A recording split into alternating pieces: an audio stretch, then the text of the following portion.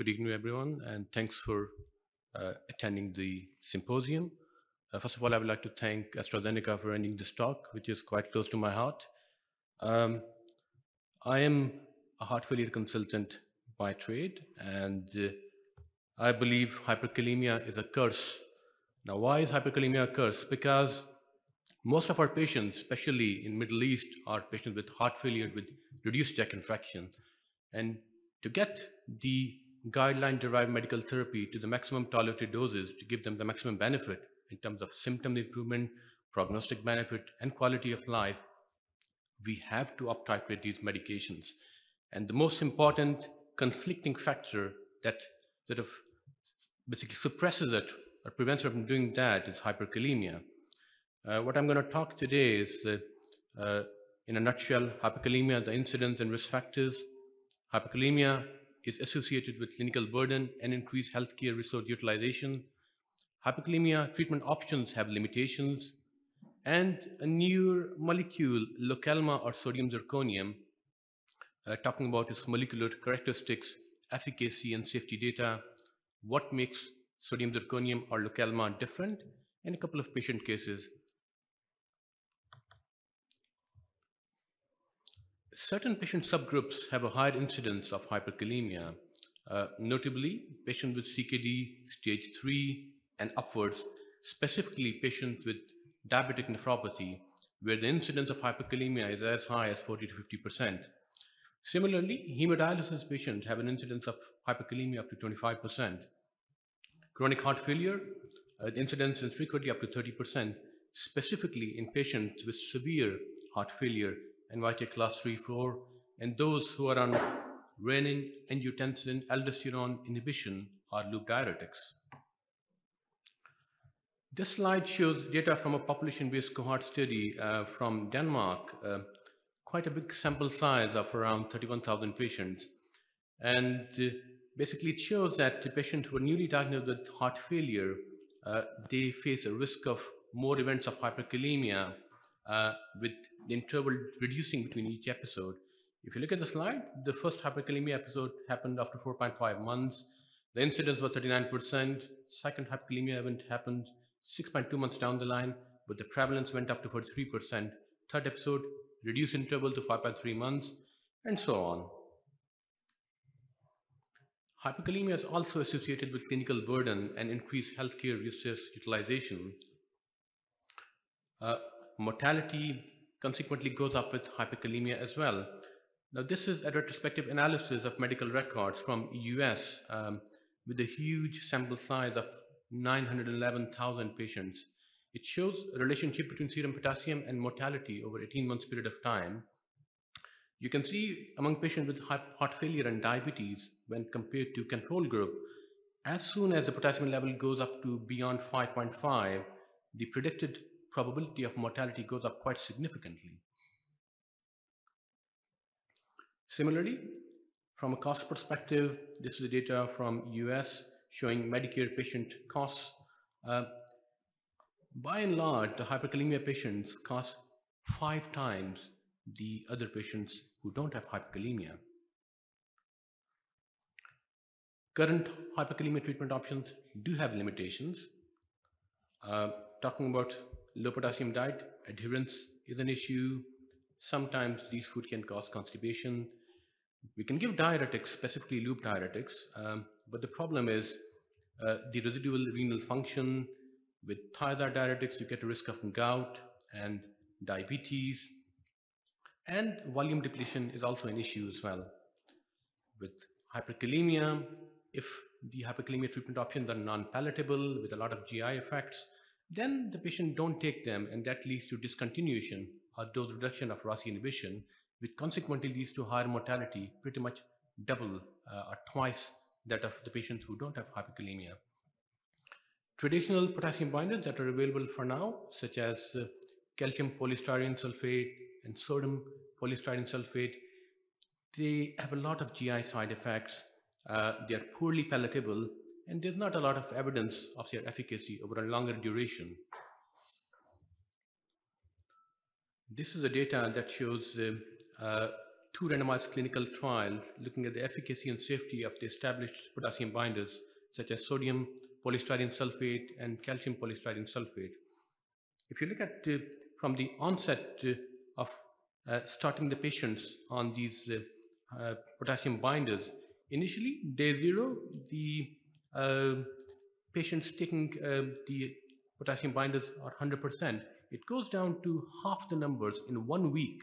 1 week from 100% to 50%, goes down to 30% in 30 days or 1 month. And consequently, if you look at 2 months, 7.7% and 5.4%. Question is why? Because these agents were available for now, poorly palatable, lot of GI side effects, and that's one of the main reasons. Now, Localma or sodium zirconium, what makes it different? Localma, from a molecular perspective, is insoluble and does not expand in water, which makes it give less GI side effects and less drug-drug interactions because it's not systemically absorbed. It has a high potassium affinity, works throughout the GIT, and that gives us a quicker mechanism of action. It's inorganic and the only non-polymer among potassium binders. As I mentioned previously, Localma or sodium zirconium, drug-drug interactions are minimal as compared to other available molecules such as patiromer and calcium rhizonium. Very less GI side effects when compared to the other agents. No systemic side effects. It's highly selective for potassium binding and a rapid onset of action within 1 hour of administration. In the phase 3 trial looking at sodium zirconium or Localma, there were more than 1,700 patients who were enrolled, and Localma proved to be effective in a wide variety of patients with medical issues. 68% of those patients were on RASI inhibition at the baseline, 75% had CKD stage 3 or beyond, 64% were diabetic, and 40% of patients were heart failure patients. This slide basically shows, again, data from phase 3 trial with a reasonable sample size of 258 patients. After administrating Localma or sodium zirconium, potassium levels came down within 1 hour from baseline of around 5.6 to around 5.3, and within 24 hours, the potassium level came down to around 4.8, and 88% of these patients achieved normokalemia within 48 hours or 2 days. This is another slide looking at the efficacy of Localma in terms of establishing normokalemia over a longer duration up to 11 months. If you look at the phase throughout from the beginning, day 0 to day 337, patients who were taking Localma or sodium zirconium, whether they were taking 5 gram or 10 gram, there was a consistent benefit in terms of achieving normokalemia. Again, this slide shows from a phase 3 trial looking at the efficacy of sodium zirconium or Localma in reducing potassium levels, and the benefit is across all the patient groups, whether the patients have CKD with the low EGFR, whether the patients have heart failure, whether the patient were diabetic or taking RASI inhibition, with significant reduction within 48 hours from the baseline levels up to 5.5 to less than 4.6. Clinical trials showed Localma is well tolerated with a very few adverse reactions. However, 4.1% of the patients who had Localma or sodium zirconium, they had episodes of hypokalemia, but not significant. Potassium levels were around 3.5. Because it has a sodium content, they were concerned that can it give rise to peripheral edema. 5.7% of the patients in initial phase 3 trials did have edema-related events, but those patients were on a higher maintenance dose of 15 gram, which is not licensed anymore. The maintenance dose of Localma is 5 grams. So these 5.7% patients, probably you won't see them anymore. This is again a similar slide showing the numbers of patients with edema. 95% of the patients had no edema, 5.7% have edema. Among those, 47% didn't need any medications for edema relief, 53% had their edema relieved with minimal dose diuretics. But again, I would like to emphasize that that was with a maintenance dose 15 gram of Lokelma, which is not licensed. The licensed dose is 5 grams, which we use nowadays. Talking about the sodium content of Lokelma, the Lokelma 5 grams, which is the maintenance dose, has a 400 milligram sodium content. Lokelma 10 grams has 800 milligram. As compared to over-the-counter medications such as paracetamol, paracetamol contains 850 more milligrams of sodium. And sodium polystyrene sulfate, the other potassium binders, they've got probably 7 times more or 8 times more sodium content as compared to sodium zirconium. I have to mention that the required daily allowance or average Western diet includes up to 3.4 gram daily of sodium in any case. Looking at the blood pressure level, because it's got a sodium content, does Lokelma affect the blood pressure? Well, actually not, because if you look at the phase 3 double-blind trial data of a large sample size, 753 patients, you can see that as compared to placebo, Lokelma did not have any significant impact on hypertension, whether it was systolic or diastolic blood pressure, and the effect was fairly consistent from day 0 to day 21. There were no significant changes in body weight either among patients taking Lokelma as compared to placebo. Drug-drug interaction is one of the main problems with the currently available potassium binders such as patiromer and calcium rhizonium. You have to give the medication, most of the medication, cardiovascular or non-cardiovascular, 3 hours apart following giving calcium rhizonium or patiromer. Whereas with sodium zirconium, you can give most of them without any issue. The only medication that you have to give 2 hours after giving sodium zirconium for treatment of hyperkalemia are azole antifungals, anti-HIV medication, tyrosinase kinase inhibitor, and tacrolimus. So, sodium zirconium or Lokelma provides you with a rapid and sustained reduction in potassium levels within 1 hour of administration, highly selective potassium binding, patient convenience because this maintenance dose is once a day, is well tolerated, less GI side effects, and no drug-drug interactions.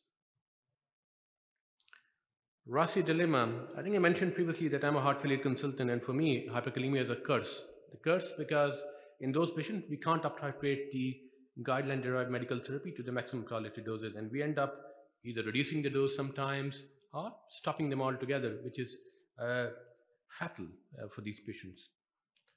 This is a slide from European Society of Cardiology showing the management of patients with heart failure with reduced ejection fraction. We've got 4 pillars for treatment of heart failure. 2 of them, ACE inhibitors, ARB or ARNI or MRAs, give you the most common side effect of hyperkalemia and renal impairment. So we have to deal with it heads on. Hyperkalemia, as I mentioned, prevents heart failure patients from maintaining their GDMT or guideline-derived medical therapy. 26% of the patients had discontinuation of their RASI inhibition, and 21% by and large, among a large cohort of patients, more than 11,000, had dose reduction, which is never beneficial in this cohort. Among those patients in heart failure with reduced ejection fraction, where we have to reduce or stop the RASI inhibition, the mortality goes up pretty much twice as compared to those who are established on heart failure guideline-derived medical therapy. So Lokelma or sodium zirconium is proven to be beneficial of patients with heart failure by enabling RASI treatment. 9 out of 10 patients who were given Lokelma over a longer period of time during a phase 3 trial among 751 patients were maintained on RASI inhibition with the help of Lokelma among 87% of the patients, and 99% of the patients achieved serum potassium level of less than 5.5 sustained over 3 to 12 month period of time. In the induction phase to treat hyperkalemia, the induction dose is 10 gram of sodium zirconium 3 times a day for 48 hours, and the maintenance dose is 5 gram once a day continuous, and we have got evidence that it can achieve sustained normokalemia up to 12 months in these patients, which enable us to uptitrate the heart failure disease modifying therapy to the maximum tolerated doses, thereby giving the patient the benefit in terms of prognostic benefit, symptomatic benefit, and quality of life benefit. Localma is now endorsed by international guidelines from Europe and America. ESC guidelines from 2021, they recommend using Localma or sodium zirconium for treatment of patients with acute and chronic heart failure with hyperkalemia. Similarly, 2020 guidelines from ACC and AHA also recommend it. National Institute of Health and Care Excellence, NICE, is one of the recommending governing body in UK, where I trained and where I was working as a consultant prior to coming to UAE. Also recommend treating sodium zirconia, treating hyperkalemia, emergency hyperkalemia with sodium zirconium to treat life-threatening hyperkalemia. Our colleague, Professor Giuseppe Rossano, his medical university, St. George's Hospital, London, there was a consensus paper regarding patients in heart failure, how to maintain and treat hyperkalemia, maintain normokalemia. Basically, the consensus paper recommends that among patients with mild hyperkalemia, potassium level between 5.5 to 5.9, you can straight on use sodium zirconium loading dose and maintenance dose to maintain normokalemia while maintaining their RASI inhibition. Among patients with moderate hyperkalemia with potassium level between 6 to 6.4, obviously you do an ECG. If there are no ECG changes, you treat them with insulin dextrose and you start them with sodium zirconium down the line, maintaining normokalemia. Among patients with severe hyperkalemia, by definition, potassium level more than 6.5, you do ECG. If the ECG shows changes of hyperkalemia, you have to give calcium gluconate for cardioprotection, insulin dextrose to bring the potassium down, and then maintain normokalemia with sodium zirconium.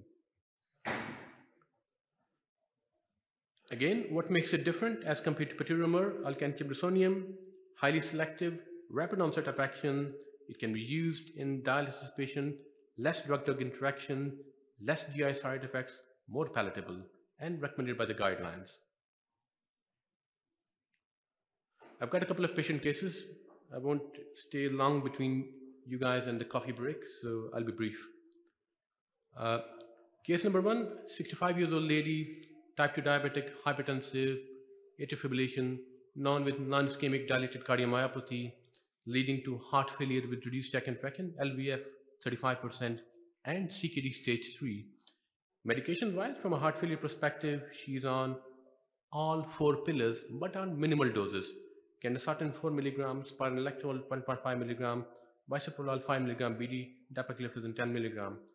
Further up titration in these GDMT or guideline-derived medical therapy was limited by hyperkalemia. She was followed up in the heart failure clinic by myself. When I saw her, she was in NYHA functional class 3. She had a narrow QRS complexes on 12 ECG, and she was clinically euvolemic. I repeated her bloods, and she still had sustained hyperkalemia with potassium level of 5.7. The rest of the electrolytes were okay, creatinine was okay, EGFR was 44, hemoglobin, normal iron studies, NT-proBNP level was borderline at 400 picogram per milliliters. ECG didn't show any hyperkalemia changes. So the question is, what next? How do we treat this patient?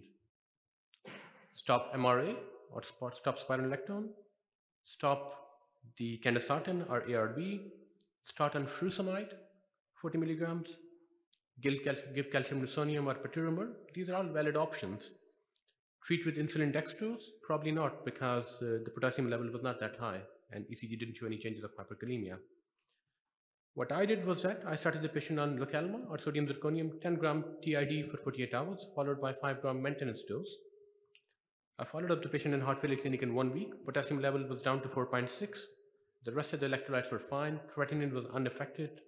I changed the candesartan to Entresto, minimal dose, increased spironolactone to 25 milligrams, followed up the patient in heart failure clinic in 2 weeks' time. Potassium was stable. I increased Entresto to mid dose, 49/51, followed up the patient again, and patient improved to NYHA functional class 2 from NYHA functional class 3. LVF improved to 43% in around 2 months period of time. I up-titrated the Entresto dose to the top dose. Potassium remained stable. Followed up the patient again in the heart failure clinic 6 weeks down the line. LVF is up to 48% now with stable potassium level. This shows you the benefit of up-titrating the GDMT to the maximum tolerated doses, and the benefit in terms of patient, not only in terms of EF, but symptomatic and prognostic benefit. Because heart failure has got higher mortality than most of the cancers. Another case, 75 years old gentleman, non with ischemic cardiomyopathy with severely impaired LV systolic function. He has a CRTD in C2, LVF 30-35%. Patient's got type 2 diabetes with complications, non-hypertensive, obesity, dyslipidemia. He's taking aspirin, atorvastatin, bisoprolol 10 milligram, dapagliflozin, eplerenone 25, and valsartan 160. He was admitted with decompensated heart failure. He was an NYT functional class 3, although clinically euvolemic. His iron studies were fine. He has a potassium level of 5.9 on admission. EGFR was 34. NT-proBNP level was elevated to 900. ECG showed bi-VPS rhythm with no changes of hyperkalemia. What next? How do we deal with this patient? Shall we give insulin dextrose according to the consensus paper from St. George's? No. Stop valsartan? Well, if we do that, then we're going to increase the mortality in terms of heart failure. Shall we stop eplerenone? No. IV furosemide? Certainly a valid option. Salbutamol and EBS can be used in treatment in some cases. Calcium rosonium, you can give it, but poor palatability, GI side effects, and long-term patients don't use it. So that's not an option to maintain normokalemia over a longer period of time. I started the patient on Lokelma, 10 gram oral TID for 48 hours, repeated the blood 6 hours down the line, potassium came down from 5.9 to 5.5. 24 hours down the line, potassium was down to 5.1. I continued on Lokelma 5 gram maintenance dose, switched valsartan to Entresto to give the maximum benefit to patient because he had fluid overload as well. Followed up patient following his discharge when he stabilized in the heart failure clinic 1 week down the line. Potassium was 4.8 now. NT-proBNP level came down to 400 without even giving furosemide. I increased Secval to 97 by 103 milligrams, the top dose twice a day. Followed him up in the heart failure clinic 2 weeks down the line. Potassium remained stable. NT-proBNP level came down to 200 now. I increased eplerenone to 50 milligrams once a day. Patient now I seen him recently. He is an NYT functional class 2 now. LVS improved to 40% on echo. Thank you for being patient. I'm happy to answer any queries, any questions that you may have.